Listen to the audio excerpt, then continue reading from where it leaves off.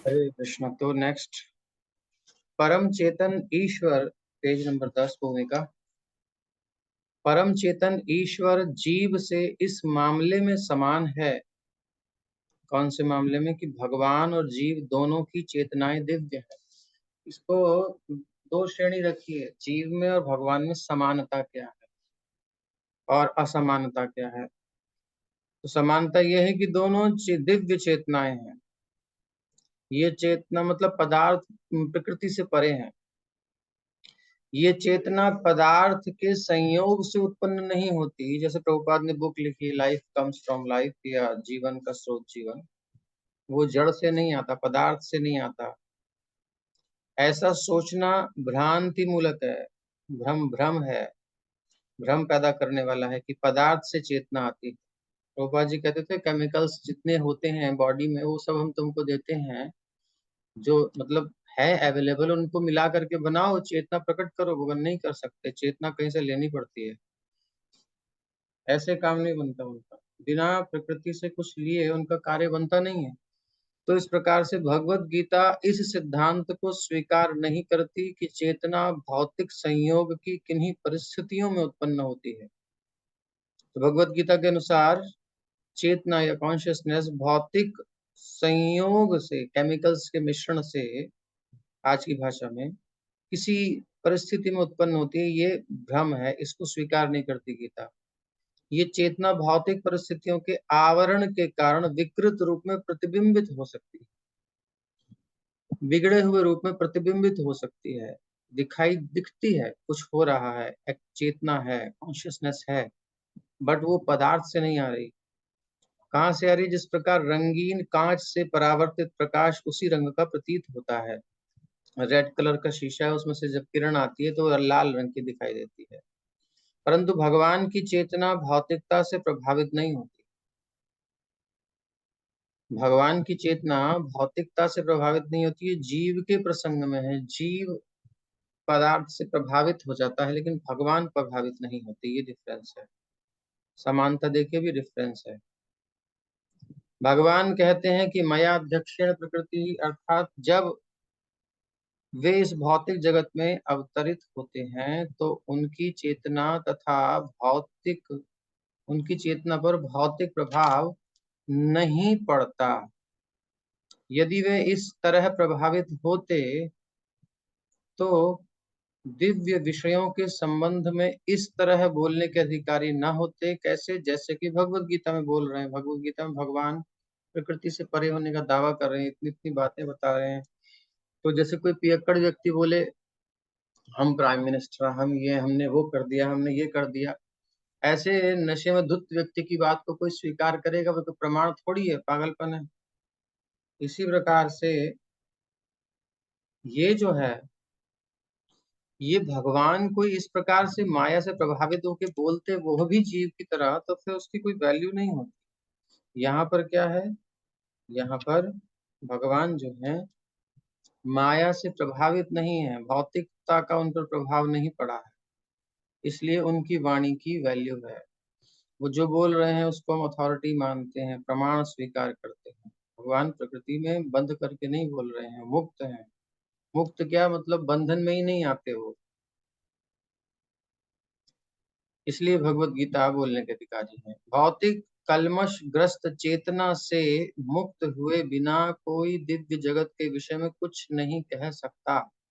अभी हम जो पढ़ रहे हैं वो प्रभुपाद जी जो दिए हैं वहां से पढ़ रहे हैं। प्रभुपाद जी दिए हैं परंपरा से, पीछे से आ रही है बात, तो किसी ने अपनी बात मिलाई नहीं है। इसमें मिलाते ही खत्म हो जाती है, तो भगवान को चिंता होती है, इसलिए भगवान दोबारा गीता कृष्ण अर्जुन को सुनाते हैं, इसीलिए। तो इस प्रकार जो मुक्त है वही इसका वाचन कर सकते हैं, बता सकते हैं, बाकी रिपीट करें अच्छा है। तो बिना भौतिक कलमश ग्रस्त चेतना से मुक्त हुए बिना कोई दिव्य जगत के विषय में कुछ नहीं कह सकता।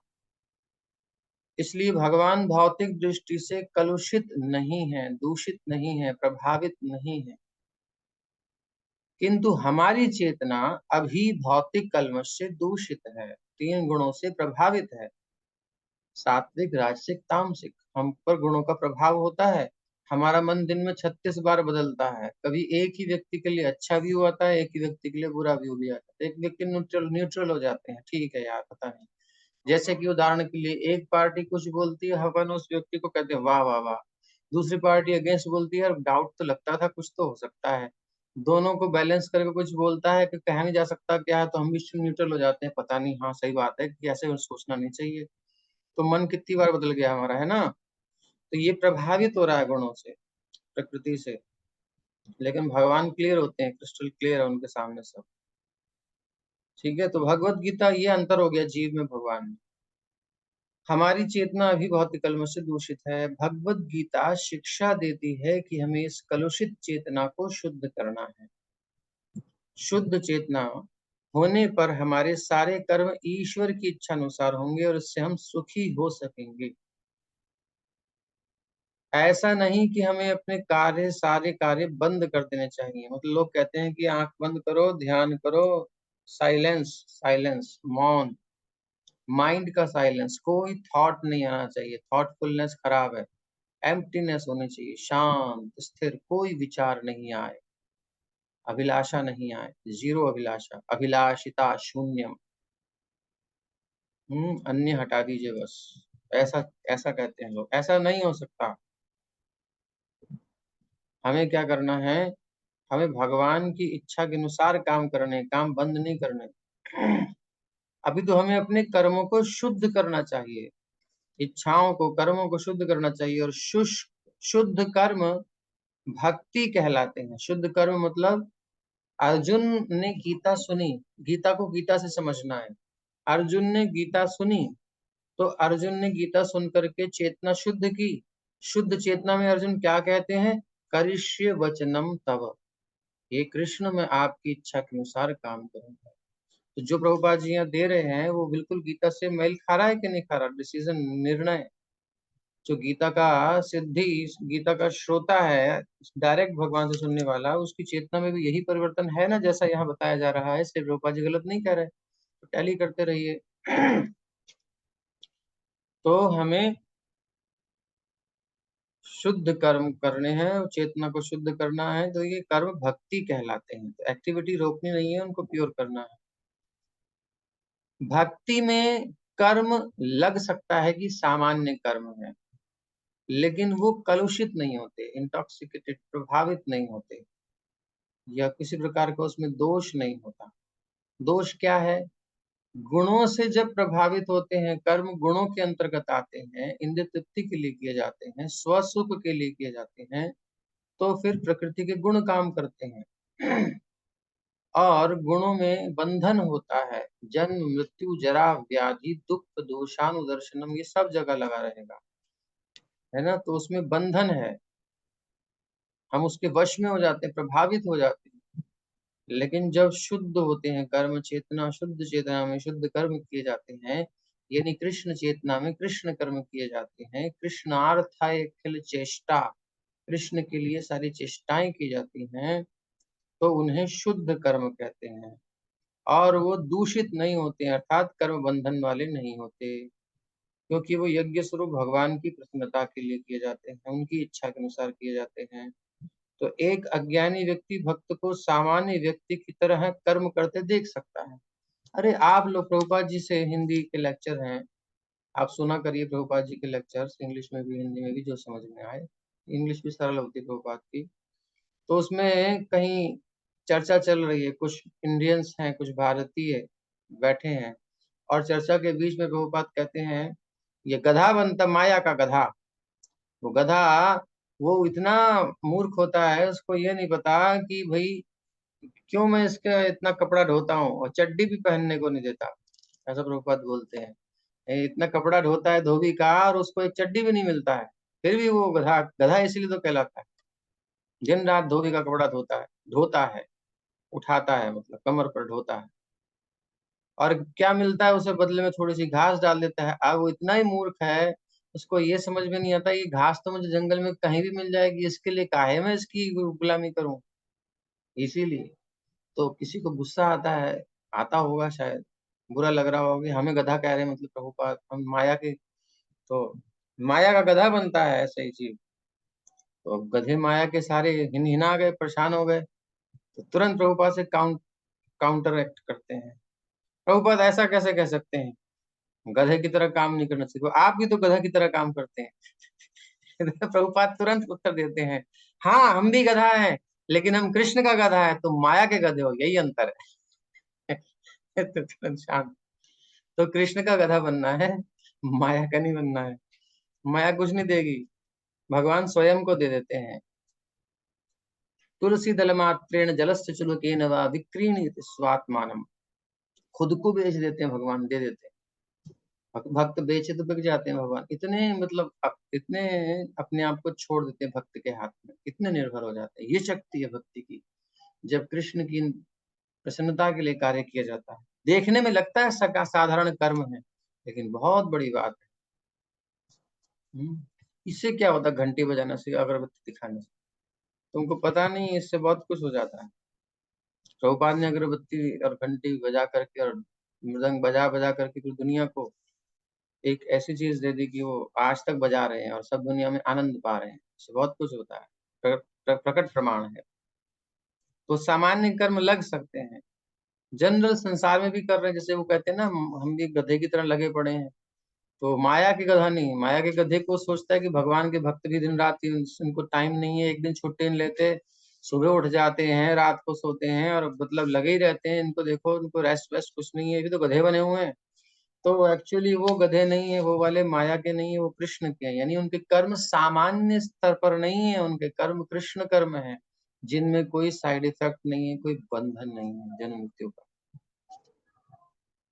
तो भक्ति में कर्म सामान्य प्रतीत होते हैं, लेकिन वो कलुषित नहीं होते। एक अज्ञानी व्यक्ति भक्त को सामान्य व्यक्ति की तरह कर्म करते देख सकता है, किंतु ऐसा मूर्ख ये नहीं समझता कि भक्त या भगवान के कर्म अशुद्ध चेतना या पदार्थ से कलुषित यानी गुणों से प्रभावित चेतना कलुषित नहीं होते, गुणों से प्रभावित नहीं होते। वो कैसे होते हैं, त्रिगुणातीत होते हैं, त्रिगुणों से परे होते हैं, अतीत, परे। जो भी हो, हमें ये जान लेना चाहिए कि अभी हमारी चेतना क्या है, कलुषित है। इसलिए हर एक्टिविटी हमारी बाउंड, बंधन देने वाली है, प्रॉब्लम देने वाली, इसीलिए भारी भारी रहते हैं, परेशान रहते हैं, आनंद नहीं है जीवन में। थोड़ी सी बात से हवा निकल जाती है, हम सबकी हालत है। तो हम त्रिगुणों के अंदर बसे हुए हैं, और जब किसी को कोई संसार के लेवल पर कुछ भी हो जाए, उसे कोई प्रभाव ना पड़े, तब समझिए वो मुक्त हो गया। उसे प्रभाव पड़े तो केवल कृष्ण संबंधी, बस।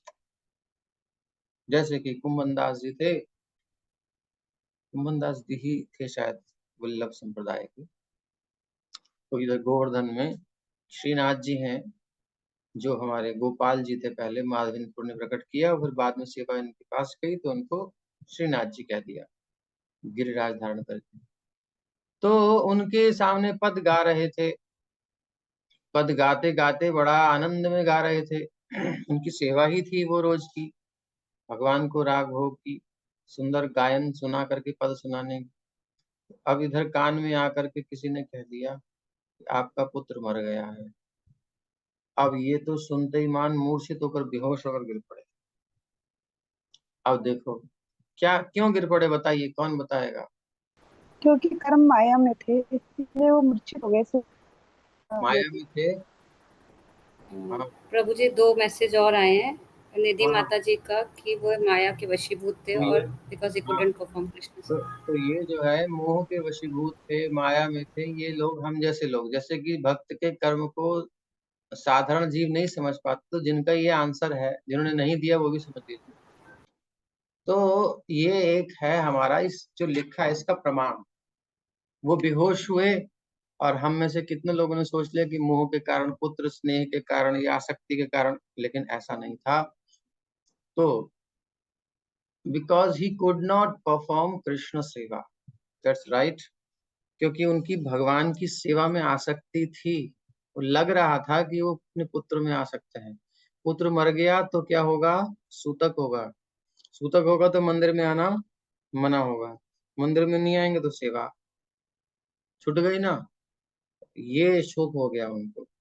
संसार के लोग यही कह रहे बाहर देखो कितना मतलब भक्त बनते थे, और देखो पुत्र का नाम सुनते ही, और देखो अब सच में पता नहीं चलता आदमी का अंदर क्या है। की चर्चा कर रहे हैं कान में। अब लोगों ने सोचा गोसाई जी ने कि ये तो बड़ा गड़बड़ हो जाएगा भाई, ये तो उनके प्रति अपराध कर बैठेंगे, वैष्णव को समझ नहीं पाएंगे उसकी एक्टिविटी। तार वाक्य क्रिया मुद्रा विज्ञे न बुझे, वाक्य क्या है, क्रिया क्या है, मुद्रा क्या है, वो कर क्या रहा है, किस एंगल से कर रहा है, क्यों कर रहा है, क्यों हो रहा है, वो सब चीजें नहीं जानते तो लोग अपराध कर देते हैं, इसलिए भक्ति में उन्नति नहीं होती।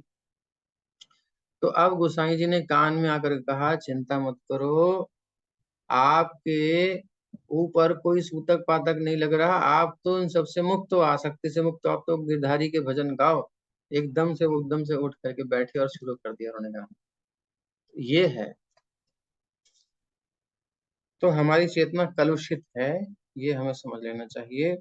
अर्थात हम प्रभावित होते हैं भौतिक परिस्थितियों से, लेकिन कृष्ण को केंद्र में रख करके जब प्रभावित होते हैं तो वो कलुषित नहीं होती चेतना, वो शुद्ध चेतना है। ठीक है, जहाँ केंद्र में कृष्ण है, करिष्य वचनम तव, तब तो हम शुद्ध चेतना है, कृष्ण चेतना, पूर्ण चेतना, मुक्त चेतना जो कहिए। लेकिन जब हम ऐसे में नहीं है, कहीं और आ सकते हैं शरीर संसार में, तो हम कलुषित हैं, दूषित चेतना है हमारी। तो कुल मिलाकर के हमें ये जान लेना चाहिए जो भी हो कि अभी हमारी चेतना कलुषित है। Next paragraph. जब हम भौतिक दृष्टि से कलुषित होते हैं तो हम बद्ध कहलाते हैं। मिथ्या चेतना का प्राकट्य इसलिए होता है कि हम अपने आप को प्रकृति का प्रतिफल उत्पाद मान बैठते हैं, यानी बॉडी मानते हैं, माइंड मानते हैं, सब मानते हैं। ये मिथ्या अहंकार कहलाता है। तो अभी मेरी एग्जिस्टेंस, पीछे एक शब्द आया था ना, हमारा अस्तित्व भी अनस्तित्व के परिवेश में है, ऐसा आया था। ये है 6ठे पेज में, जो ऊपर वाली लाइन में, कष्ट भोगने वाले अनेक मनुष्यों में से कुछ ही ऐसे होते हैं, से ऊपर जाएंगे तो हमारा अस्तित्व ही अनस्तित्व के परिवेश में है। तो वो यही है हमारा अस्तित्व, यानी हम चेतन, नित्य, भगवान के अंश, और अभी क्या मान के बैठे हैं, शरीर, मन, बुद्धि, अहंकार में फंसे हुए हैं। तो ये मिथ्या अहंकार कहलाता है। हम शरीर मानते हैं अपने आप को कि मैं ये हूँ, मैं स्त्री हूँ, मैं पुरुष हूँ, मैं गोरा हूँ, मैं काला हूँ, मैं मोटा हूँ, मैं पतला हूँ, मैं उदास हूँ, मैं बड़ा एग्रेसिव हूँ, मैं बहुत उत्साही हूँ, मैं बिल्कुल ढीला ढाला हूँ, प्रभु जी हमको तो समझ, बड़ा बुद्धू हूँ, बहुत इंटेलिजेंट। सारा अहंकार है, ये सब क्या है, मिथ्या झूठा अहंकार है। जो व्यक्ति देह में मैं की बुद्धि में लीन रहता है कि मैं शरीर हूँ, इस बुद्धि में लीन रहता है, वो अपनी स्थिति को, अपने स्वरूप को, वास्तविक स्वरूप को नहीं समझ पाता। भगवत गीता का प्रवचन क्या है, देह में मैं, आत्मा की बुद्धि, मैं की बुद्धि, मैं शरीर हूँ, इस बुद्धि से मनुष्य को मुक्त करने के लिए ही हुआ है। तो भगवत गीता सुनने का उद्देश्य क्या है कि हम अपनी भौतिक चेतना से आध्यात्मिक चेतना में आ जाएं, अपने मिथ्या अहंकार से वास्तविक स्वरूप में आ जाएं। ये पॉइंट क्लियर कर लीजिए, इसको याद रखिए। इसलिए भगवत गीता पढ़ रहे हैं, बीच में हमारे 10 प्रश्न आएंगे, प्रभु जी ये क्या, प्रभु जी वो क्या, तो उसको ध्यान रखिए। केंद्र में क्या रखकर प्रश्न करना है। अब जो संजय जी गए थे 10 दिन वहां, 10 दिन गए तो फिर यहाँ कैसे, तो फिर वहां कैसे, इसके पीछे उद्देश्य क्या था, क्या इससे मेरी कृष्ण चेतना जागृत हो रही थी या नहीं हो रही थी, ये हमने सोचा या नहीं सोचा। लेकिन नेक्स्ट टाइम से प्रश्न करते समय सोचना चाहिए कि मैं अपने प्रश्न को ऐसा बना करके पढ़ूं कि मेरी कृष्ण चेतना जागृत हो, कृष्ण के प्रति हमारी भावना बढ़े। और केवल एक क्यूरियोसिटी है कि हाँ भाई, तो महाभारत में बहुत कुछ है, वेद पुराणों में, उपनिषदों में बहुत कुछ है जो कि हमारी जिज्ञासा के लिए है, हजारों विषय हैं। भागवत में सुखदेव जी कहते हैं, श्रोतव्यादि सहस्त्रशः, सुनने वालों के लिए हजारों विषय हैं, इसलिए व्यास देव जी ने बहुत वर्णन किया है। ऐसे ही लोगों के लिए तो उनको स्टोरीज पढ़नी चाहिए, बहुत नॉलेज बढ़ेगी। लेकिन उनमें से छांट करके कुछ ही है जो हमारे काम का है, जिसमें उसमें पिरो करके जो दिया है वो थोड़ा सा ही है। तो स्टोरीज के माध्यम से हमें बीच में भगवत गीता रख के भगवान के प्रति आकर्षण, भगवान की महिमा बीच बीच में थोड़ी डाल दी गई है ताकि ये पढ़ते पढ़ते हम उसको ही पढ़ लें, वही एसेंस है। तो इसलिए कोई भी प्रश्न हमारा हो तो उसके पीछे उद्देश्य क्या होना चाहिए, जो भगवत गीता का उद्देश्य है, क्या ये पूरा हो रहा है कि नहीं। तो भगवत गीता का प्रवचन देहात्म बुद्धि से मनुष्य को मुक्त करने के लिए ही हुआ था और भगवान से ये सूचना प्राप्त करने के लिए ही अर्जुन ने अपने आप को इस अवस्था में उपस्थित किया था। तो ये एक लीला चल रही है, दोनों कृष्ण और अर्जुन एक प्ले कर रहे हैं हम सबके लिए। अर्जुन मोहित दिखा रहे हैं अपने आप को भगवान की इच्छा से, और वैसी परिस्थिति में जैसे कि हम कोई कोई भी चीज समझनी होती तो हम प्ले करके दिखाते हैं, एक वीडियो बना के दिखाते हैं, उसका एनिमेशन बना देते हैं, तो पिक्चर फॉर्म में जब आ जाता है तो हमें याद रहता है। तो भगवान स्वयं अपने भक्त अर्जुन को ऐसी कंडीशन में डाल रहे हैं तो हम रिलेट कर पाएंगे कि अरे ये भी फंसे थे, ये भी कंफ्यूज हुए थे, इनको भी आसक्ति हुई थी, इनको भी भ्रम हो गया था, कैसे निकले इस परिस्थिति में से, डिप्रेशन में से कैसे निकले, कंफ्यूजन में से कैसे निकले, मेरी जैसी स्थिति इनकी भी है। तो ये स्थिति समझ में आती है, तो हम उसको ध्यान से सुनते हैं, फिर हम उनके अनुसार उत्तर पाते हैं, तो अरे ये तो मेरा ही उत्तर है, ऐसा करके हम निकल जाते हैं। तो व्यक्ति को देहात्म बुद्धि से मुक्त होना चाहिए। हम सब व्यक्ति हैं ना, हम सबको देहात्म बुद्धि से मुक्त होना चाहिए। अध्यात्मवादी के लिए प्रारंभिक कार्य यही है। पहला काम क्या है, इस शरीर में मैंपन की बुद्धि से मुक्ति।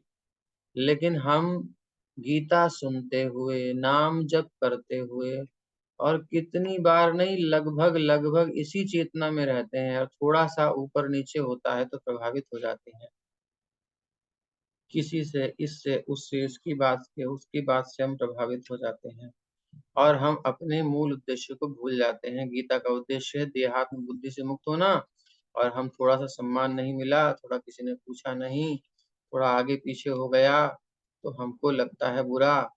तो वो बुरा लग रहा है मतलब, देखो बॉल अगर आप मारते हो और लौट करके आ रही है, इसका मतलब कोई दीवार है, टकरा के तभी तो आ रही है।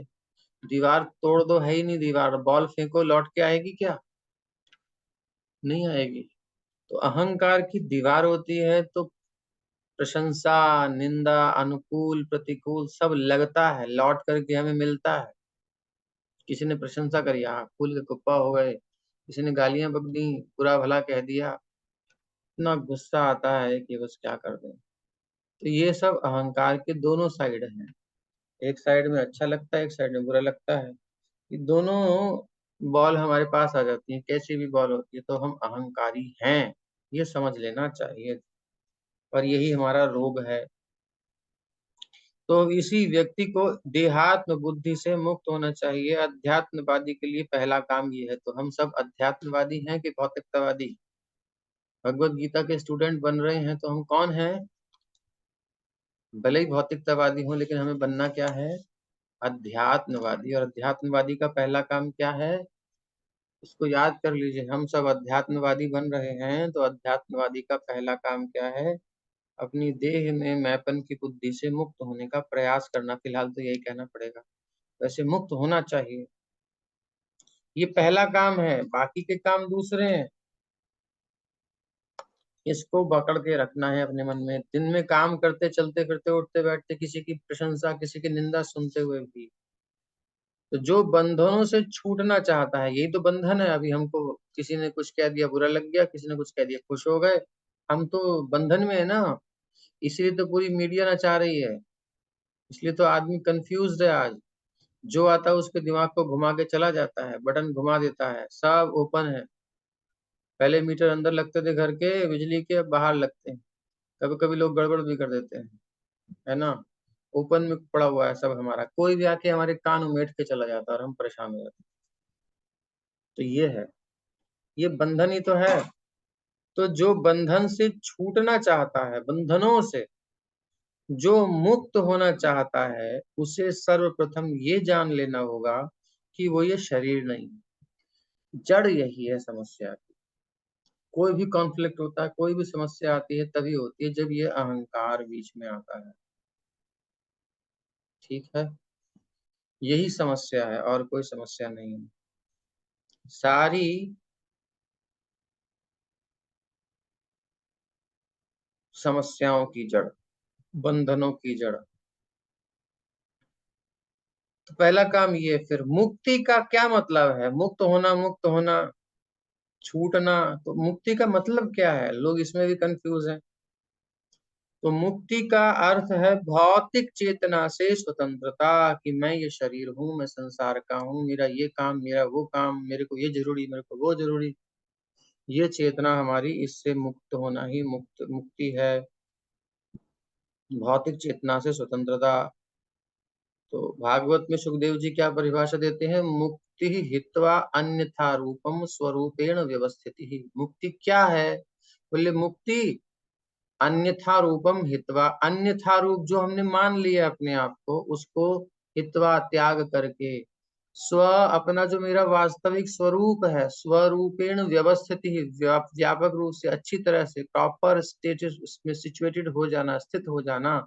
यानी ये अनुभव कर लेना, जान लेना कि मैं कृष्ण दास, जीव कृष्ण दास, ए विश्वास कर ले तो आर दुख नाई।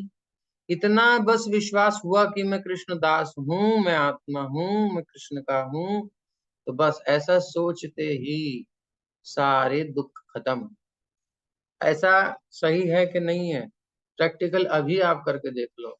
आपको कोई भी टेंशन है, कोई भी समस्या है, उसके रूट कॉज में क्या है? कि आपकी एग्जिस्टेंस में हूँ, क्या हूँ फिलहाल, जो भी आप अपना परिचय दो, ये परिचय के कारण तो परेशानी है।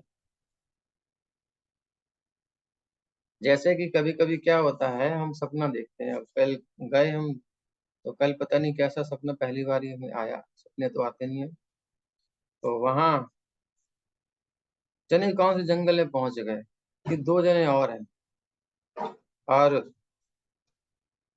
कैसी उबड़ खाबड़ वाली जगह, एकदम पहाड़, एकदम खाई, और पेड़ों से पेड़ जुड़े हुए, एक पेड़ से दूसरी शाखा पे तीसरी, नीचे देखो तो भयंकर खाई। हमने कहा नीचे देखना ही नहीं, आगे आगे बढ़ो, पार किए जा रहे हैं।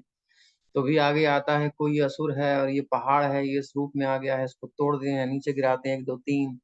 फिर कोई पहाड़ में मेरा साथी उसमें घुसता है, और उस पहाड़ में बिल्कुल, कौन सी मूवी बन रही थी, उसमें समा जाता है। मैंने कहा ये तो गया, तू क्यों आसक्त हो रहा है उसमें, निकल। तो फिर जब हमने देखा ये तो अंतहीन है, ये तो समझ में नहीं आता, पागलपन है इसमें दौड़ना। तभी आंख खोली हमारी 2:30 बजे। तो ये होता है। तो ऐसे, तो ये समस्या जब फंस गई, तो फिर हम बाहर आ गए, छोड़ दिया सपना, खत्म बात। जब हम उसमें थे तो प्रॉब्लम थी, उस चेतना में। बाहर आ गए तो कुछ भी नहीं है यार, बेकार की बात। तो जब आप शारीरिक चेतना में होते हो, तभी तो रोते हो, तभी तो हंसते हो। समस्या तो तभी है। ये चेतना से मुक्त हो जाओगे तो टेंशन खत्म हो जाएगी। है कि नहीं प्रैक्टिकल? लेकिन होना कठिन है। तो वो उसी के लिए गीता पढ़ रहे हैं। तो मुक्ति का यही अर्थ है कि भौतिक जगत की कलुषित चेतना से मुक्त होना और शुद्ध चेतना में स्थित होना, कि हमारा रिलेशन, हमारा कनेक्शन कृष्ण के साथ है। I am not this body, मैं शरीर नहीं हूँ, मैं आत्मा हूँ। तो भगवत गीता के सारे उपदेशों का मंतव्य इसी शुद्ध चेतना को जागृत करना है। तो भगवत गीता में जितने भी फिलॉसफियां हैं, सब आप जो भी पढ़ोगे, उसका रूट क्या है, जड़ क्या है, उसका मंतव्य क्या है, उद्देश्य क्या है, किस जगह प्रहार कर रहे हैं, सब क्या चाहते हैं? बोले हमारी शुद्ध चेतना जाग जाए।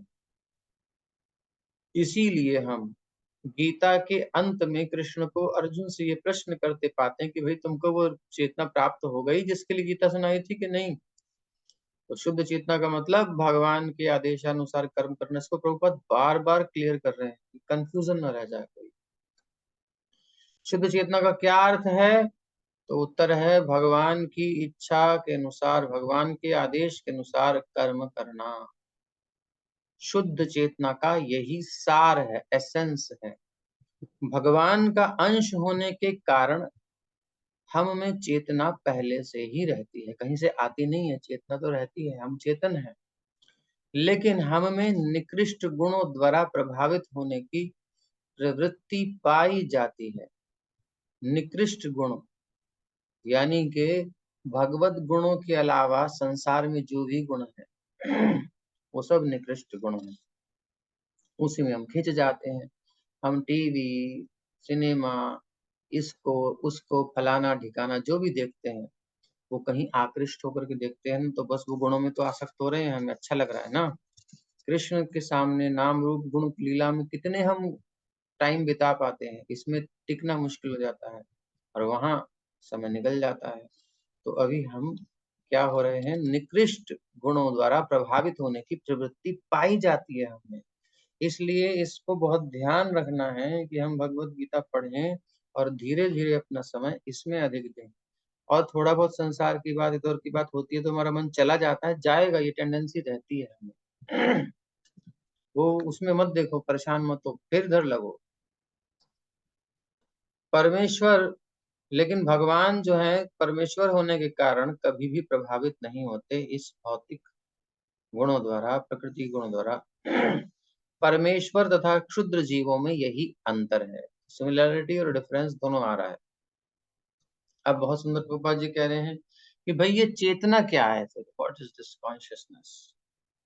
तो ये चेतना को क्लियर कर रहे हैं कि मैं एग्जिस्ट करता हूं, मैं हूं। मैं हूं तो फिर मैं हूं क्या है, यही मैं हूं जो इस समय है। मैं फिल इन द ब्लैंक्स हूं। अब मैं और हूं के बीच में आप जो चाहे भरते रहो, इस समय जो भी भर रहे हो। क्या क्या भरोगे, आप सोचते रहो अपने मन में।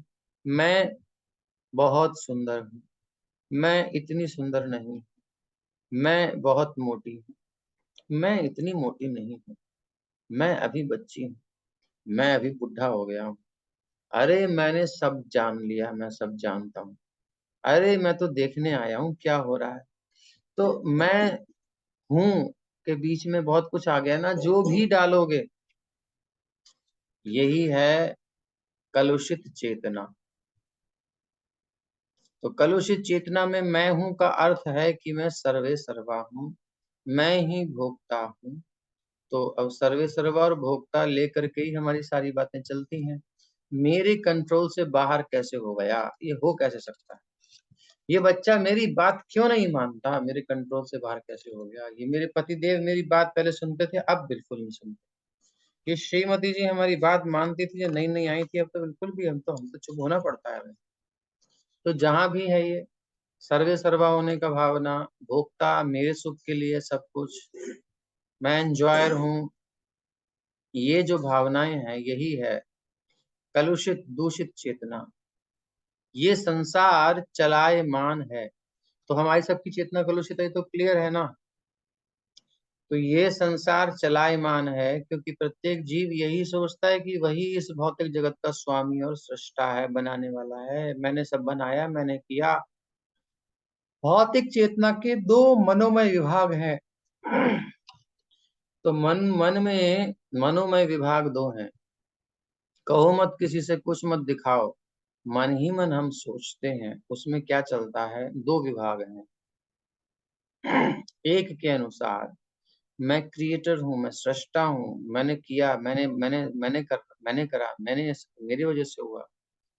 और दूसरे के अनुसार मैं भोगता हूँ कि जब मैंने इतना किया तो मुझे इतना भी नहीं, ऐसा कैसे हो सकता है, मुझे तो चाहिए। तो भोक्ता उसका एंजॉयर भी बनना चाहते हैं।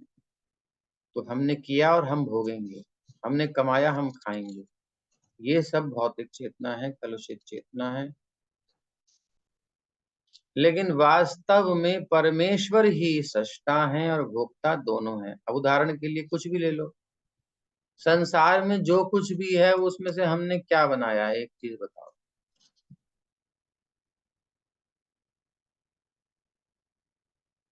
क्या बनाया है। अरे प्रभु जी इतनी बड़ी बड़ी फैक्ट्रियां लगी हुई हैं, देखो सारे प्रोडक्ट्स हमारे जितने भी आए हैं हमने बनाए हैं। अच्छा जी। और बातें हम बहुत बनाते हैं, बस इतना ही कर सकते हैं। और कुछ नहीं बना सकते, क्योंकि जो भी कुछ है, कहीं का ईंट कहीं का रोड़ा, भानुमति ने कुंबा जोड़ा।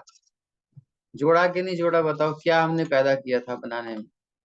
चाहे कितना बड़ा वैज्ञानिक हो, वैज्ञानिक का बाप हो, प्रकृति की कोई कुछ प्रोडक्ट लेता है, ज्ञान लेता है, कहीं से कहीं नॉलेज लेता है।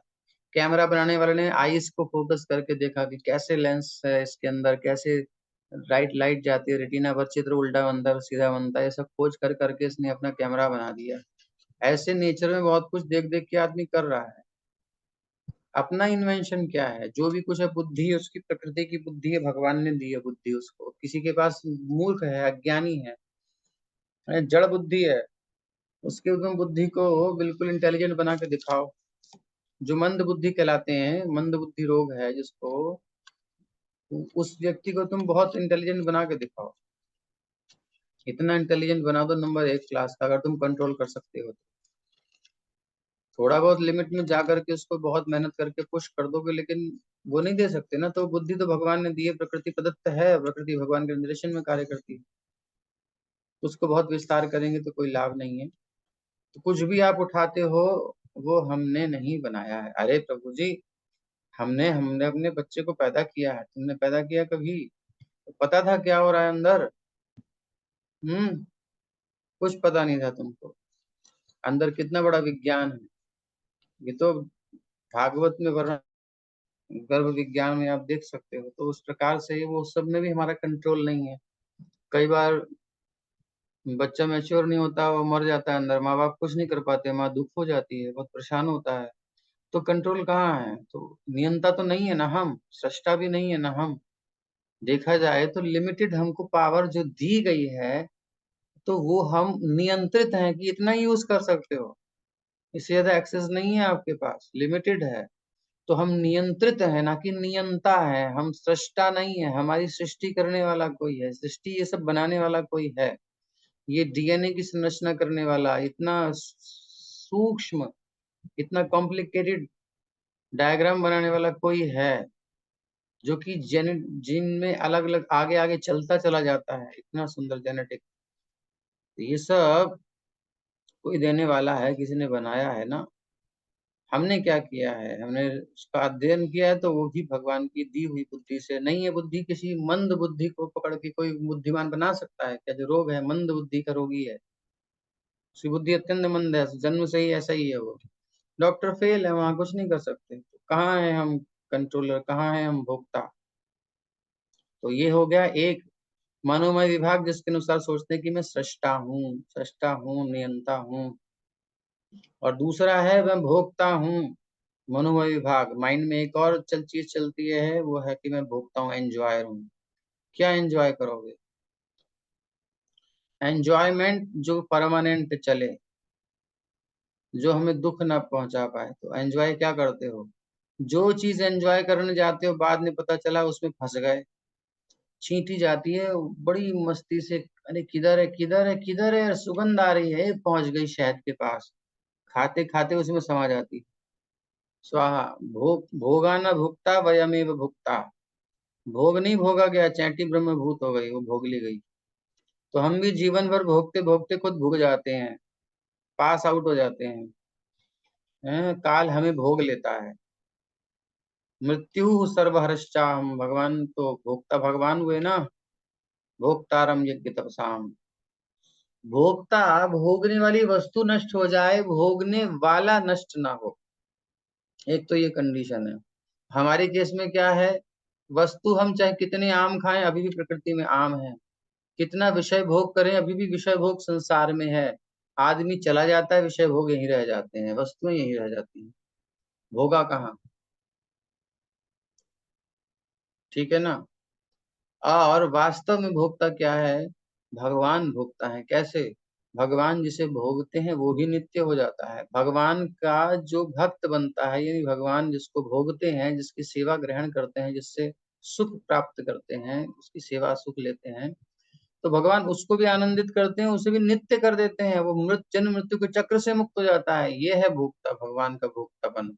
भगवान ऐसे भोगने वाले हैं, एंजॉयर हैं।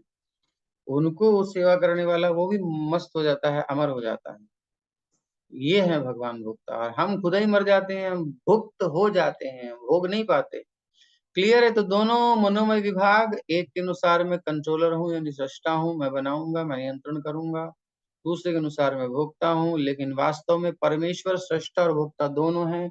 और परमेश्वर का अंश होने के कारण जीव ना तो सृष्टा है ना ही भोक्ता, क्योंकि वो बना हुआ है, सृजित है और भुक्त है।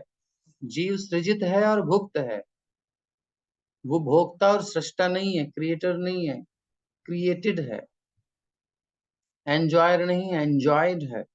तो फिर हमारी क्या स्थिति है, हमको जब हमारी दुनिया हमारे लिए नहीं है, सारा जहां है मेरे लिए, मैं सोचता था बट मेरे लिए नहीं है, जो तो इस भगवान के लिए है, तो फिर हम क्या हैं, हम क्या हैं, हम मात्र सहयोगी हैं। तो जीव मात्र सहयोगी है इसमें, भगवान के भोग में।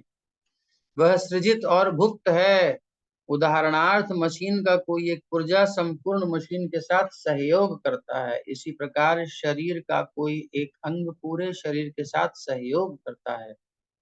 कभी कभी हम देखा होगा मशीन में बहुत छोटा सा पेच होता है, और वो पेच मान लो 4-5 पेच है, वो एक पेच भी है उसको पुख्ता बनाने के लिए पक्का, वो बाई चांस वो ढीला होकर गिर जाता है। मशीन तो चल रही है, उसे एक आध पेज से कोई फर्क नहीं पड़ता, एक उदाहरण भौतिक है ये। लेकिन उस पुर्जे की तो रेड मर गई ना, वो गया काम से, वो तो कूड़ा बन गया ना अलग होते ही, उसे कोई वैल्यू नहीं है।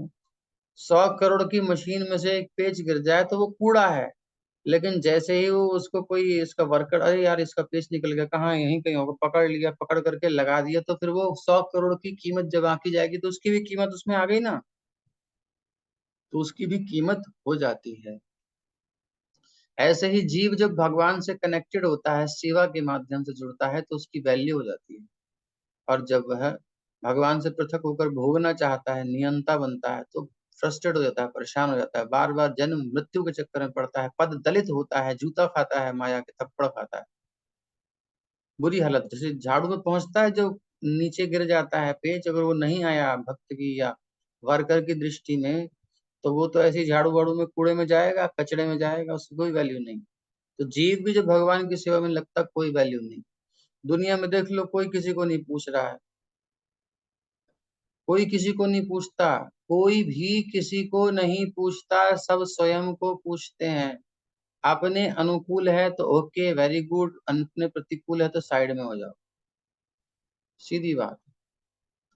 तो इसलिए कोई नहीं पूछ रहा, क्यों नहीं पूछ रहा, लेकिन वही एक उपेक्षित व्यक्ति किसी भक्त के संपर्क में आकर के और भगवान की सेवा में जब लग जाता है, तो दुनिया जय जयकार करती है, सब दर्शन करने आते हैं। ठीक है ना? प्रभुपाद जी ने कितने हिप्पीज को हैप्पी बनाया है, इससे बड़ा प्रमाण क्या मिलेगा? तो वो आप देख लीजिए, तो उसको समझाते हुए और स्पष्ट करेंगे। यही हमारा, अगर भूमिका हमने पढ़ ली ना, अगर अच्छे से समझ ली, हमने गीता समझ ली, फिर तो केवल फॉर्मेलिटी पूरी करनी है गीता समझने की। थोड़ा सा दिमाग कॉम्प्लिकेटेड करना है, उसके बाद सॉल्व करना है, ये सब करना, उसका एसेंस यही निकल रहा था। भूमिका मतलब गीता का सार। ये पॉइंट पे अगर हम समझ गए तो इतनी पर्याप्त है, इसको अच्छे से समझ लीजिए, बाकी इसको और क्लियर करने के लिए पूरी गीता भी पढ़ेंगे। तो वो सृजित और भुक्त है, ये क्लियर है। इंग्लिश में क्या है इसका? Created, created and enjoyed. ये एंजॉय। ठीक है। उदाहरणार्थ मशीन का कोई एक पुर्जा ठीक हो गया, तो वो सहयोग करता है, बस इसी में उसकी वैल्यू है। तो हाथ पांव आंखें आदि शरीर के अंग हैं, पार्ट एंड पार्सल्स, लेकिन ये वास्तविक भोक्ता नहीं है, ये भोग में सहयोगी हैं। भोक्ता कौन है? उदर यानी पेट। सबके पेट में भोजन जाता है, लेकिन कौन पहुंचाता है? हाथ पहुंचाता है, और भोजन को बनाने में हेल्प करता है।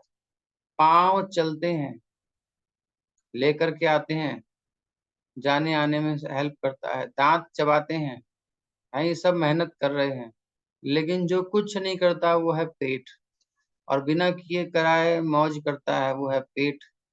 तो सारे शरीर के अंग परिश्रम करके किसे देते हैं? पेट में। जब पेट में पहुंच जाता है तो वही प्रधान भोक्ता है, प्रधान कारक है, जो शरीर रूपी संगठन का पोषण करता है। तो इसलिए सारी वस्तुएं उदर को दी जाती हैं। और दूसरा उदाहरण, जिस प्रकार जड़ को सींच कर वृक्ष का पोषण किया जाता है, उसकी टहनियाँ, उसके तने, उसके फूल फल जो भी हैं, केवल जड़ में जल दो, बाकी सबको मिल जाएगा। तो इसी प्रकार से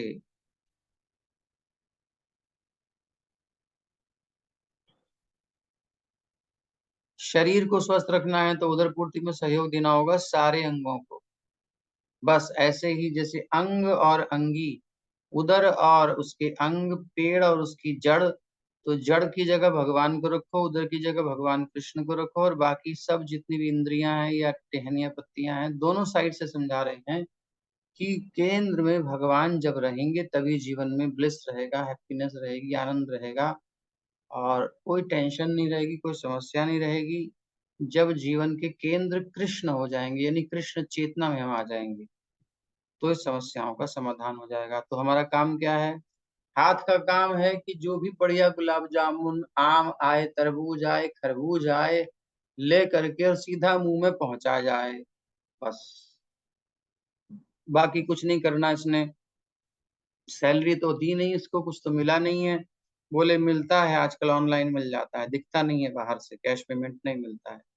ऐसे ही जो है उधर को जब दिया जाता है तो उधर ऑनलाइन पेमेंट कर देता है, इंटरनल पेमेंट कर देता है। यानी ऊर्जा शक्ति आती है ना हाथ में, वो कहाँ से आती है? वो जो उसने सेवा की थी, उधर में पहुंचाया था खरबूजा बढ़िया से, व्रत रखने के बाद, एकादशी का निर्जला रखा व्रत, दुर्बल हो रहा था, बढ़िया से खरबूजा काट कूट करके भगवान को भोग लगा करके हैं, और उसके बाद जब उसने देखा कि अब तो भाई जान निकली जा रही है, लाओ, और ले करके सोचता भी नहीं कि मैं इतना परिश्रम किया हूँ, थोड़ा समय अपने आप पास तो रखूं खरबूजे को, नहीं नहीं, जल्दी से उधर में पहुंचाओ। जैसे ही उधर में उतार देता है तो क्या होता है? उधर में उतरते ही जान में जान आ जाती है, सारे अंगों में जान आ जाती है, एनर्जेटिक हो जाता है। फिर हाथ कहता है हाँ, अब रिलैक्स हुआ, सारा शरीर कहता है, माइंड कहता है अब चलने लगा हूँ, वरना मैं डल हो रहा था, कंप्यूटर हैंग हो रहा था। सारे अंग कहते हैं अब साहब बढ़िया है, बढ़िया है, बढ़िया है। तो एक सेवा कर रहा है और सब सेवा कर रहे हैं, लाभ सबको मिलता है जो जुड़े हुए हैं। भगवान से बस जुड़े रहना उनकी सेवा के माध्यम से। तो उदाहरण दे रहे हैं, यदि हाथ की उंगलियां सोचिए, एक उपनिषद का उदाहरण है एक्चुअली, ये पूरी एक स्टोरी है इसके ऊपर, इस प्रकार से इस बात को समझाने के लिए प्रभुपाद उसी को ले रहे हैं। यदि हाथ की उंगली सोचें कि अरे हम क्यों पेट में भोजन डालें, हम खुद ही ले लेती हैं, तो नहीं भोग सकती और दुर्बल हो जाएंगी, क्योंकि उसने उधर को नहीं पहुंचाया, तो उनका कनेक्शन उनकी साइड वाला वीक हो जाएगा। और बस ऐसे ही सृजन और भोग के केंद्र बिंदु परमेश्वर हैं, इसको हाईलाइट कर लो, कहीं लिख लो। सृजन और भोग के केंद्र बिंदु परमेश्वर हैं और सारे जीव उनके सहयोगी हैं। सेंटर पॉइंट सृजन का और भोग का सब उन्हीं के निमित्त है। सारा संसार किसके लिए है? किसका है? कृष्ण का है, कृष्ण के लिए है बस। देखो, जब हम टेंशन में होते हैं तो देखना, हमारी ये दो मनोमय विभाग ही काम करते हैं बिल्कुल। जिसको जितनी एंजाइटी हो, टेंशन हो, उसे खोजना चाहिए मैंने क्या पकड़ रखा है, मतलब मैं क्या नियंत्रित करना चाह रहा हूँ, क्या कंट्रोल करना चाह रहा हूँ, और क्या मैं अपना हिस्सा भोगना चाह रहा हूँ, क्या मैं इसमें सुख लेना चाह रहा हूँ, क्या मेरी डिजायर थी इसके अंदर, कुछ तो मेरा प्लान था, वो टूट रहा है तभी प्रॉब्लम आ रही है, जो मेरी प्लानिंग थी खत्म हो रही है। ये दो ही मिलेंगे, एक तो सृष्टा, नियंता, और एक भोगना, मेरा मजा, मेरा प्रॉफिट, मेरा मजा, मेरा सुख। जैसे ही हम ये देखते हैं कि मैं भोगता नहीं हूं, मैं तो सेवक हूँ, और जो भी कुछ है वो भगवान का है, उन्होंने मुझे दिया है, और जब चाहे ले भी सकते हैं, जो दिया है वो उन्हीं की सेवा के लिए दिया है, तो अपना क्या जा रहा है और क्या आ रहा है, टेंशन खत्म। ऐसा है कि नहीं? इसको प्रैक्टिकल करके देखोगे तो समझ में आएगा। बहुत समय पहले बहुत सिर दर्द, सिर दर्द, सिर दर्द, टेंशन, बहुत बहुत विचार करते थे हम, बहुत सोचते रहते थे, समझ नहीं आता, समझ नहीं आता, समझ नहीं आता। तो एक बुक पढ़ रहे थे, तो अपने का बुक पढ़ते हैं, तो बहुत माइंड चल रहा था उस समय। तो उस बुक में पकड़ था, उसमें मेरे खैर मेरी स्टैंडर्ड अलग था, तो मेरे को तो उसमें एक पॉइंट अच्छा लगा कि आप अपने विचारों को, थॉट्स को पकड़ सकते हैं और छोड़ सकते हैं, ये स्वतंत्रता है आपके पास। ये मेरे को क्लिक करिए, अच्छा ये समस्या है, तो मैंने उन विचार को छोड़ दिया। छोड़ते एकदम माइंड रिलैक्स हो गया, टेंशन खत्म हो गई, एकदम मन प्रसन्न हो गया, अरे यार ये तो बहुत बढ़िया चीज है। इसे होल्ड कराने की जरूरत क्या है? इतनी टेंशन देने वाले विचार को हटाओ सब, बस जिंदगी मस्त हो गई। तो ऐसे ही आप सबकी हो जाएगी। जब भोगने का विचार, नियंत्रण करने का विचार आप पकड़ के रखोगे तो और उलझोगे और उलझोगे और उलझोगे, और अरे यार लग होने दो उसे, ठीक है। मेरे सीमा के अंदर जो चीज है मैं कर रहा हूँ, जिस सीमा से परे जा रही है तो टेंशन काहे के लिए, मैं छोड़ दो, भगवान नहीं करवाना चाह रहे, छोड़ दो। भौतिक क्षेत्र में हम बात कर रहे हैं, ठीक है ना। भोगने की दृष्टि सेवा की दृष्टि में नहीं है। सेवा में तो जान अड़ा देने को प्रभुपाद जी विदेश गए, प्रयास करते रहे, क्योंकि भोगने का और नियंत्रण करने का स्वभाव नहीं है, वो सेवा है, ठीक है ना। ऐसे मैच मत कर लीजिएगा, कहीं उधर मिला करके इधर भी ले आओ। बोले क्लास में नहीं जाएंगे, नहीं हो रही क्लास, छोड़ देते हैं, कोई भी कुछ समझ में नहीं आया, ऐसा नहीं है। भगवान की सेवा में भोगना और नियंत्रण करना नहीं है, वो तो सेवा है। ठीक है, तो ये दोनों कारणों से समस्या होती है। मनोमय विभाग हमारे हैं, ये क्लियर हो जाए, मस्त हो जाएगा। तो सहयोग के द्वारा वे भोग करते हैं, तो हमारा भोग कैसा है, सहयोग से है, भगवान के एंजॉय में हमारा एंजॉयमेंट। कृष्ण प्रसन्न है तो हम प्रसन्न हैं। जो आपने गौरांग महाप्रभु के आविर्भाव के समय जो कथा सुनी थी गौर तत्व की, उसमें इस पॉइंट को क्लियर किया गया था, तो वो दोबारा नहीं बोलेंगे, जिसको समझना वही समझ लें कि गोपियों, वो भी हमने शायद पूरा नहीं बोला था एक्चुअली, उसके बाद एक जगह और बोला, गोपियां भगवान को देख करके प्रसन्न हो रही हैं और उससे उनको सुख मिल रहा है, उसको भी इसलिए ले रही हैं कि कृष्ण को वो भा रहा है, नहीं तो वो उसको भी ना लें। वो सेवा भाव इसको कहते हैं। स्व सुख वासना है ही नहीं, कृष्ण सुख वासना है। तो सहयोग के लिए है, सहयोग के द्वारा भी भोग करते हैं। ये संबंध स्वामी और दास जैसा है, यदि स्वामी पूर्णतया संतुष्ट रहता है तो दास भी संतुष्ट रहता है। इसी प्रकार परमेश्वर को तुष्ट या संतुष्ट रखना चाहिए। यद्यपि जीवों में भी सृष्टा बनने और भौतिक जगत का भोग करने की प्रवृत्ति या टेंडेंसी होती है, क्यों, क्योंकि वो भगवान में भी है, तो उनके अंश तो टेंडेंसी तो आएगी। तो क्या करें फिर इसका, देखो भगवान के अंडर में आ जाओ, सरेंडर अनटू मी। फिर मैं तुमको जो देता हूँ उसका यूज करो, थोड़ा नियंत्रण कर लो। जैसे कि महाराज युधिष्ठिर, भगवान ने उनको राज्य प्रदान किया, तो वो होल्ड कर रहे थे कि नहीं कर रहे थे, नियंत्रण कर रहे थे कि नहीं कर रहे थे, कर रहे थे। किसके अंडर में कर रहे थे, surrender unto me and then नियंत्रण करो। तो भगवान जब तक हैं तब तक उन्होंने किया, भगवान चले गए और उनका मन उचट गया, बोले हमें क्या करना है, हम चल रहे हैं, हम भी चले गए छोड़ के। पुत्र को बना गए, परीक्षित को अपना उत्तराधिकारी, चले गए। तो उनका कोई भोगने का भाव नहीं था, नियंत्रण करने का भाव नहीं था। छोटी बहुत टेंडेंसी होती है तो भगवान के आनुगत्य में पूरी कर ली जाती है। जो सेवा दी जाए उस पे पूरा कमांड रखें, तो ये सेवा के लिए कमांड रख रहे हैं, लेकिन उसमें अपना ईगो आ जाए तो छोड़ देना चाहिए। ये है अगला पेज। अतएव भगवत गीता में हम पाएंगे कि परम पूर्ण में परम नियंता नियंत्रित जीव दृश्य जगत शाश्वत काल कर्म सन्निहित है। जब परम पूर्ण कहा जाएगा, पूर्ण में ओम पूर्णमदः पूर्णमिदं पूर्णात् पूर्णमुदच्यते पूर्णस्य पूर्णमादाय पूर्णमेवावशिष्यते ईशोपनिषद की स्तुति। तो पूर्ण इकाई में क्या है, सब आ जाता है। जब हम कहते हैं परम पूर्ण, तो परम पूर्ण में क्या है, भगवान तो है ही परम नियंता, उनके द्वारा नियंत्रित जो जीव है वो भी उनमें समाहित है, दृश्य जगत भी उनसे ही प्रकट हुआ है, इसलिए उनमें ही आता है। और शाश्वत काल और कर्म सब भगवान में ही है, उनसे बाहर कुछ नहीं है। तो और इन सब की व्याख्या पीछे आपने सुनी ही है। ये सब मिलकर परम पूर्ण का निर्माण करते हैं और वही परम पूर्ण परम सत्य कहलाता है। तो परम सत्य में सबका समावेश है। सत्यम परम धीमहि कह करके ये नहीं कि भगवान अलग कुछ खड़े हैं, जैसे कृष्ण प्रणामी वाले बोले राधा को भी नहीं मानते, वो केवल कृष्ण की उपासना करते हैं। ये क्या है पता नहीं, उनकी अपनी टेंडेंसी सोचने की स्थिति।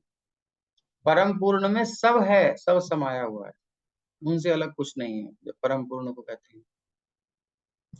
यही परम पूर्ण तथा परम सत्य पूर्ण पुरुषोत्तम भगवान श्री कृष्ण है। सारी अभिव्यक्तियां उनकी विभिन्न शक्तियों के फलस्वरूप हैं, वे ही परम पूर्ण हैं। तो भौतिक शक्ति, आध्यात्मिक शक्ति, जीव, ये सब भगवान के ही अंतर्गत आते हैं, भगवान से परे कुछ नहीं है। नेक्स्ट पैराग्राफ, भगवत गीता में यह भी बताया गया है कि ये तो पूर्ण की, परम पूर्ण की परिभाषा हो गई इस पूरे पैराग्राफ में। अब है भगवत गीता में यह भी बताया गया है कि निर्विशेष ब्रह्म भी पूर्ण परम पुरुष के अधीन है। भगवान का जो स्वरूप है उसके तीन विभाग हैं, एक ही तत्व के तीन स्वरूप हैं। एक है ब्रह्म, निर्विशेष ब्रह्म। तो निर्विशेष ब्रह्म भी पूर्ण परम पुरुष के अधीन है। ब्रह्मणो ही प्रतिष्ठाहम, ब्रह्म सूत्र में ब्रह्म की विशद व्याख्या सूर्य की किरणों के रूप में की गई है। निर्विशेष ब्रह्म भगवान का प्रभामय किरण समूह है। सूर्य की लाइट जो है, किरण जो है, जैसे सूर्य भगवान हो गए और उनकी किरण हो गई ब्रह्म, उनका प्रकाश, अंग कांति। तो निर्विशेष ब्रह्म पूर्ण ब्रह्म की अपूर्ण अनुभूति है। ब्रह्म के जो तीन फीचर हैं, ब्रह्म, परमात्मा, भगवान, इसमें अगर आपने केवल ब्रह्म का अनुभव किया तो आपने पूर्ण अनुभव नहीं किया, एक ही पक्ष का अनुभव किया। पूर्ण अनुभव के लिए आपको परमात्मा और भगवान तक पहुंचना होगा। तो जो लोग कहते हैं भगवान निराकार हैं, एक तू ही निराकार, बस तू ही निराकार, बाकी सबका आकार, लेकिन तुम बेचारा निराकार रह गया। जो निराकार में फोकस किए हैं तो वो अधूरा अनुभव किए हैं। अनुभव भी क्या बहुत रेयर होता है, बात ही करते हैं ज्यादातर लोग, तो अधूरी बात कर रहे हैं, पूरी बात नहीं कर रहे। तो जैसे सूर्य को अगर आपको समझना है तो केवल लाइट से सूर्य को नहीं समझ सकते, सूर्य लोक को भी देखना चाहिए, वही वहां से लाइट्स आ रही हैं, उसके अंदर और जाओगे तो वहां सूर्य देव हैं, उनसे बातचीत करो, थोड़ा खाओ पियो, थोड़ा आगे पीछे घूमो। हनुमान जी गए थे, बोले हमको गुरु जी बनाना है, हमको पढ़ा दीजिए। बोले अपने को टाइम कहाँ है, दिन रात तो हम भ्रमण करते रहते हैं, हमारा रथ चलता रहता है। बोले आप चिंता ना करें, मैं आपके रथ से आगे आगे मैं भी चलता रहूंगा और आप पढ़ाते रहिए ऐसे चलते चलते, और आपका रूट तो फिक्स है, कोई टेंशन नहीं है, हम भी पढ़ते रहेंगे। तो हनुमान जी सूर्य देव की तरफ मुंह करके, पीठ पीछे करके, और पीछे उल्टी चाल चल रहे हैं, सूर्य आगे चल रहे हैं। एक सेकंड में कितने किलोमीटर चला जाता है सूर्य। तो ये गति है हनुमान जी की और सूर्य की। तो सूर्य जी के द्वारा वो अपना पढ़ाई पूरी करते हैं, वेदाध्ययन करते हैं और ज्ञानी नाम अग्रगण्यम होते हैं। तो इस प्रकार से सूर्य देव से बातचीत करो थोड़ा, तो पता चले कि सूर्य का पूरा फीचर क्या है। तो निर्विशेष ब्रह्म भगवान का प्रभामय किरण समूह है। निर्विशेष ब्रह्म पूर्ण ब्रह्म की अपूर्ण अनुभूति है। और इसी तरह परमात्मा की धारणा भी है। 15वें अध्याय में हम क्या देखेंगे कि भगवान पुरुषोत्तम इन दोनों, निर्विशेष ब्रह्म और परमात्मा की आंशिक अनुभूति से बढ़कर है। ये उनकी आंशिक अनुभूति है, पूरी अनुभूति नहीं है। पूरी अनुभूति कृष्ण रूप में है, उनकी अनुभूति ही परम पूर्ण है। भगवान को सच्चिदानंद विग्रह कहा जाता है। तो ब्रह्म संहिता का शुभारंभ इस प्रकार से होता है, ईश्वर परमः कृष्ण सच्चिदानंद विग्रह अनादिरादिर गोविंद सर्व कारण कारणम। गोविंद या कृष्ण सभी कारणों के कारण है, वो ही आदि कारण है, यानी उनका कोई कारण नहीं है, वो सबके कारण है। और सत चित और आनंद के रूप हैं। तो सच्चित आनंद भगवान का स्वरूप है, सच्चिदानंद रूपाय, ठीक, सच्चिदानंद विग्रह कृष्ण। तो सत मतलब निर्विशेष ब्रह्म, उनके सत यानी शाश्वत स्वरूप की अनुभूति है। सच्चिदानंद की अनुभूति करेंगे तब कृष्ण की अनुभूति पूरी मानी जाएगी। सत स्वरूप की अनुभूति करेंगे यानी निराकार ब्रह्म की अनुभूति करेंगे तो अपूर्ण अनुभूति हो गई ना। एक पक्ष देखा। परमात्म सत और चित की अनुभूति है, शाश्वत ज्ञान, चित मतलब शाश्वत ज्ञान, एक सत्ता और एक ज्ञान, एग्जिस्टेंस। और भगवान कृष्ण समस्त दिव्य स्वरूपों की अनुभूति हैं, सत का भी, चित का भी और आनंद भी। सत यानी कि जैसे किरणें सूर्य की, चित मतलब जैसे कि सूर्य लोक पहुंच गए, और आनंद मतलब जैसे कि सूर्य देव से भेंट कर ली, हनुमान जी ने बातचीत करी। ऐसे ही सत मतलब ब्रह्म की अनुभूति, निराकार निराकार निराकार। चित मतलब निराकार ज्योति स्वरूप, ठीक है। चित मतलब परमात्मा, भगवान कण कण में सबके हृदय में विराजमान है, परमात्मा रूप में, चतुर्भुज स्वरूप में। और आनंद द्विभुज श्री कृष्ण, आनंद रसास्वादन करने वाले, लीलाएं करने वाले, मौज करने वाले, कराने वाले। ये आनंद कंद है, इनकी लीला आनंद से भरी हुई है। तो ये पूर्ण अनुभूति होगी हमारी, बाकी ये पूर्ण है। तो परम भगवान कृष्ण समस्त दिव्य स्वरूपों की अनुभूति है, सच्चिदानंद में पूर्ण विग्रह में है, सच्चिदानंद के पूर्ण विग्रह में है। तो भगवान की अनुभूति पूर्ण अनुभूति है, सच्चिदानंद की अनुभूति है। अगर केवल ब्रह्म की अनुभूति करते हो तो सत की अनुभूति शब्द बहुत बड़ा है, चर्चा करना अलग है। अभी अपन लोग चर्चा कर रहे हैं, अनुभूति किसी को नहीं है ना। तो इसलिए अनुभव होना बहुत बड़ी बात है। सत्य का अनुभव, निराकार का अनुभव भी बड़ा आनंदप्रद है, विषय सुखों से ऊंचा सुख है वो। लेकिन जब कोई कृष्ण की रस की अनुभूति करता है, इसलिए वो कहीं नहीं अटकता। सुखदेव जी का मन भी खींचा चला आया, ब्रह्म अनुभूति से आ गए कृष्ण अनुभूति तक। बोले ये इतना सुंदर रूप है, हम नहीं छोड़ेंगे, ब्रह्मानुभूति साइड में करो। दुनिया साइड में कर दी, माता पिता से कोई मतलब नहीं, कोई मतलब नहीं, शरीर से, देह का भान नहीं, ब्रह्म में लीन है।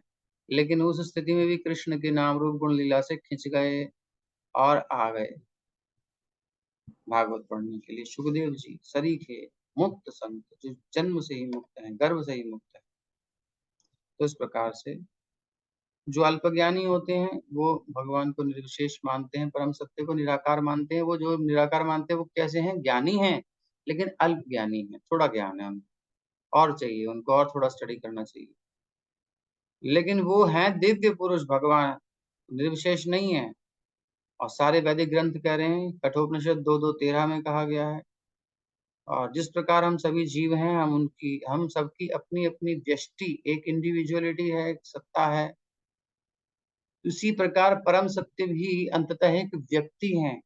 और भगवान की अनुभूति उनके पूर्ण स्वरूप में समस्त दिव्य लक्षणों की ही अनुभूति है। सारे दिव्य लक्षण भगवान के जब देख लो तो ये पूर्णता रूप विहीन नहीं है, निराकार नहीं है पूर्णता। देखो पूर्ण से क्या मतलब है? जिसमें सब आ जाए ना, सब समाहित हो जाए। पीछे हमने देखा ईश्वर जी, प्रकृति, काल, कर्म सब समा जाए। तो जब उसमें पूर्णता है तो उसमें साकार भी होना चाहिए, निराकार भी होना चाहिए। एक जनरल अंडरस्टैंडिंग, एक तर्क है, लौकिक, सिंपल। पूर्ण है ना, फुल फुल, उसमें उसके बाहर कुछ है ही नहीं, तभी तो पूर्ण हुआ। कुछ कमी है उसमें तो फिर अपूर्ण हो गया। तो उसमें साकारत्व भी होना चाहिए, निराकारत्व भी होना चाहिए, दोनों कंडीशंस उसमें होनी चाहिए, तब तो वो स्वरूप पूर्ण है। और कुछ लोग कहते हैं कि वो निराकार से साकार होता है, साकार से फिर निराकार हो जाता है, मूल तो निराकार है। ऐसे बहुत से घूम रहे गीता के ज्ञानी।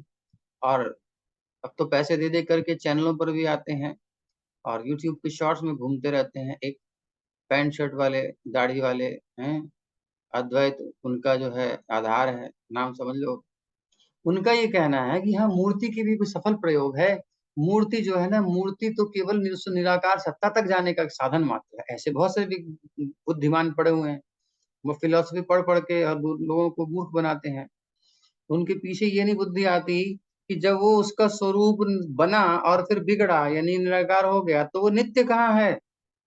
पीछे गीता में है पुरुषम शाश्वतम, वो शाश्वत पुरुष हैं। तो भगवान की वो पूर्णता फिर पूरी कहाँ हुई अगर उसमें वो साकार तत्व आया, अनित्य रह गया, क्षण को आया चला गया, बेचारे फिर गरीब हो गए ना, रूप से विहीन हो गए ना, तो पूर्ण कहाँ हुए बेचारे? ऐसे भगवान काम करेंगे क्या? अचार डालेंगे?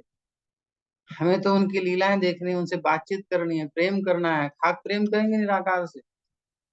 ये सब इन लोगों की बुद्धि, ये भटकाते रहते हैं। कहते हैं हर जगह जहां देखो नीचे ऐड आ रहा है, आचार्य जी गीता पढ़ा रहे हैं, ऐसा मौका ना खोएं, एनरोलमेंट करें। और अच्छा खासा चार्ज करते हैं और बताते क्या है? कबाड़ा। भगवान को निराकार बना के रखते हैं, मूल तो वही है भैया, ये सब तो बेकार की चीजें हैं, वहीं पहुंचना है, और तुम और हम वो एक ही हैं, कोई अलग नहीं है। उसमें से निकले और उसी में समा जाएंगे, बस यही है इनकी फिलॉसफी।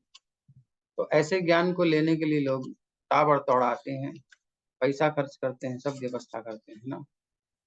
तो इसमें कोई दोष वो कोई संदेह नहीं है कि थोड़ी बहुत अच्छाई तो होती ही है, तभी तो दुनिया आती है, लेकिन अल्टीमेट तो उसमें दोष ही हो गया ना, क्योंकि हमें भगवान से अलग कर दिया, उनकी कॉन्सेप्ट ही खत्म कर दी।